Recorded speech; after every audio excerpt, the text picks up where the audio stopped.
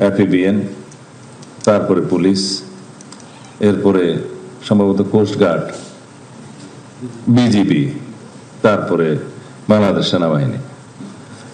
Operational ছাড়া অন্যান্য কার্যক্রমে প্রাথমিকভাবে আমাদের পুলিশিং ব্যবস্থায় যা যা আছে সেটা করি।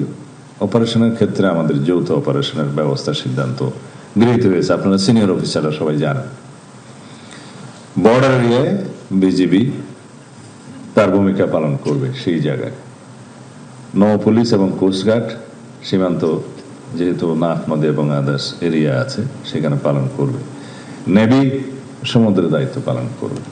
ইন ডিটেইল আপনারা জানেন, আপনারা এই কমিউনিকেশনটা ডিসেমিনেট করবেন টু দি লোয়েস্ট লেভেল।